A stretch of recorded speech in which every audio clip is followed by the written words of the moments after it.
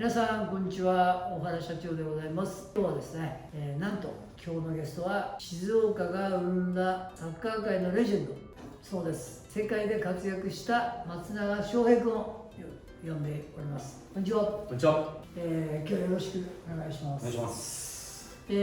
までね、留学生を多くね、インタビューをしてきたんだけども、翔平は逆に今度留学っていうよりはそのプロサッカー選手として、海外に行っ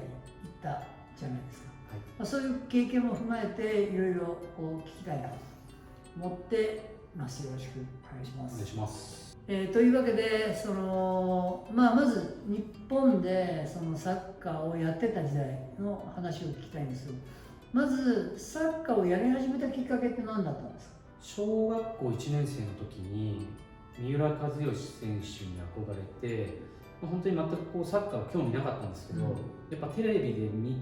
て三浦知良選手が、本当にこのフューチャーされている時代で、本当にテレビ越しにサッカー全くわからない僕が見てかっこいいなと思ったのが、サッカーを始めたきっかけです。カズに憧れて小学校1年生の時にサッカーを始めた。そうですね。まず何をやった？いや、もうサッカーが楽しかったので、とにかく、毎日学校が終わってボールを持ってまた学校に行ってボールを蹴るっていうことだけですかね。ずっと走ってでボールを蹴って、これの繰り返し。そうですね。日が落ちるまでとにかくそのボールと一緒に遊んでたっていう。ポジション的にはどのあたりをやってた？自分はミッドフィルダーか、フォワードか、どっちかというと攻撃の選手でした。そこから今度は実際にJ リーグに上がっていくまでの過程っていうのはどういう過程だったんですか？普通に高校までは、普通の高校に行って、強い高校ではなかったんですけど、そこでもなぜか自分には自信があったので、このまま続けてればプロに行けるなっていう感覚はあったんですけど、で高校卒業して、もちろんどこからもオファーがなくて、大学に進むんですけど、その大学に行った時に、僕ら1年生で入ってみんなプロを志している人が入ってきて、でも4年生ってプロになれないとか就職する人がいるじゃないですか。その人たちを見た時にやっぱりその100人ぐらい部員がいてプロに行ける選手が2人とかなんですよ。で自分が1年生で入ってこのまま4年間続けてプロになれるかって思った時にそれを想像できなかったんですよ。だからここも、別に特に頭がいい大学でもなかったので、そう考えられないんだったらなれないなと思って、僕はそこで大学を休学して、もうそのままドイツにテストを受けに行って、でそこでたまたますごいトントン拍子に得点とかアシストとかできて、シャルケというクラブと契約できたんで、なんだろうな、本当に決断と運が良かったかなっていう感覚です。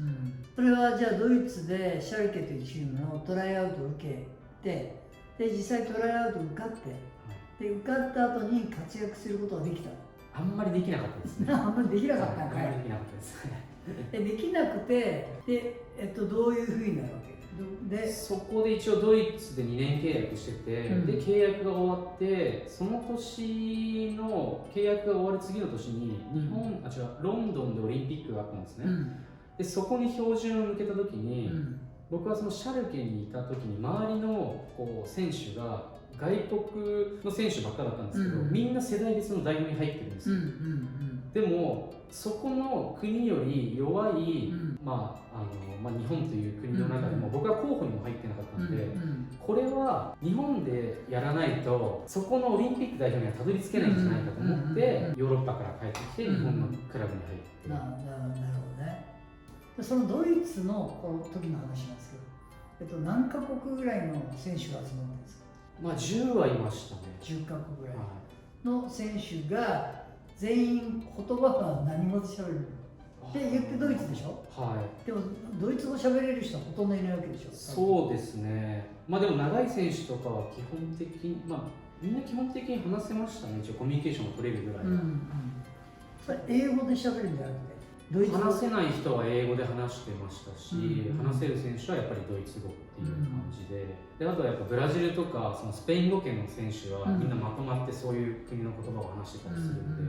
で、ですね。例えばコーチだとか監督が戦術を言ったりとか、はい、この試合に対しての戦術とか、ハーフタイムに上がってきた時にこうしようとか、もっとフォワード前上がるとか、ちょっとフォーメーション変えるぞとか、そういう話をする時って何語でしゃべる？ドイツ語ですね。ドイツ語でしゃべる。でも大体何でしょう、このパネルというか、こうマグネットでこうやって動いて、もう単語なんで、その単語さえ覚えてしまえば、自分が伝えることは難しいんですけど、聞き取ることは大抵のことは分かります。その誤解して理解しちゃったことはない？あんまりないですね。気がつかなかっただけじゃない？その可能性もありますね。じゃあそこからやっぱり日本に帰ってこようと思って、ただそのちょっとドイツっていうのがあんまりそんな居心地がいい状態ではなかった。そうですね、その時はそうです。いうこともあるわけ。はい、そもそもどこに帰ってきたんですか？愛媛 FC っていう J2 のクラブだったんですけど、もともとそこを選んだ理由が、選べるそんな立場でもなかったんですけど、福田健二選手っていう海外ですごい長くプレーされてた選手が、たまたまその1年前にその愛媛出身だったってこともあって、そこに戻ってきて、でその人のこう生き方とかにリスペクトしてたので、近くで何か学びたいなと思って、自分のその代理人の方にここのチームにちょっと当たってくれって言って、練習参加して、そこでもこううまく契約までたどり着けて、でも日本ってすごいこう突出した選手がいないんですよ。全て、例えばこう平均的にできる選手がすごく多くて、みんな器用でうまいんですけど、例えばすっごい足が速くてクロスだけ上げるとか、その職人さんみたいな選手がいないんですよ。海外だとその一つのことにとにかくやり続けて、もう結果出せば評価されるんですけど、そこのやっぱり考え方の違いになかなかこう順応できなくて、結局愛媛でも2試合しか試合に出れなくて、でもそこの時点で僕はもう自分の夢は諦めたんですよ。夢っていうのは、日本代表の候補に上がるってことですね。だから正直自分の中でのサッカー選手はそこまでだったかなっていうような感じでは今は思ってます。でその時に次に起こす行動はどういう行動を起こす？また挑戦するんでしょう？ヨーロッパに行こうか、その時はアメリカにも行きましたし、あとは日本国内のクラブのトライアウトも受けましたし、っていう行動の中で、たまたまその自分の、当時のエージェントがインドネシアで日本人を探しているクラブがある、で3日後に来れるとって言われて、インドネシアってどこかなってまず調べて、こんなとこなんだ、ジャカルタっていうのがちょっと怖いなってイメージがあったんですけど、じゃあちょっとこのタイミングなんで、ちょっと行ってみますって言って行ったのが2011年の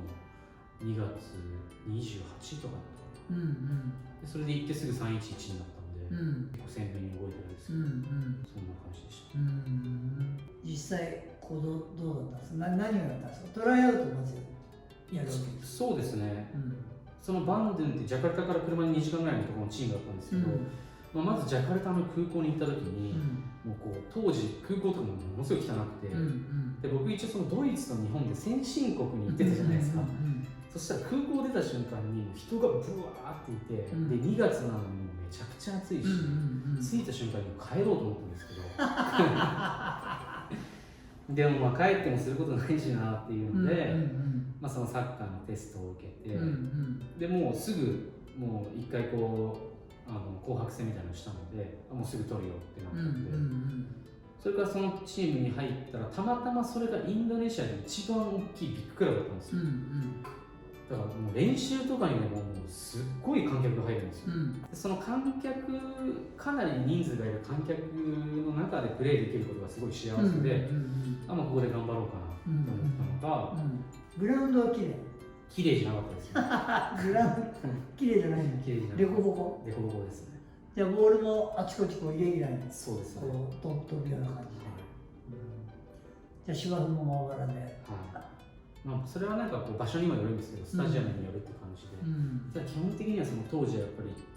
良くないグラウンドが多かったです。ボール転がらないとか。暑いよね、とにかくね。暑いですね。で食も合わなかったんで、お腹壊して体重減って、その中でも試合やらなきゃいけなくて、いや本当にそこに慣れるまでにはすっごく大変でした。でそんなこんなで、日本に帰ってきたのは結局9年間インドネシアでプレーして、はい、日本に帰ってきたのが2020年去年帰ってきて、はい、それでアフターアスリートのこれからを生きていくっていう、ところを模索していると思う。今日の話が面白かったなと思う方はチャンネル登録と高評価ボタン、ベルマークよろしくお願いします。またこの続きは次回聞いていきたいと思います。今日もありがとうございました。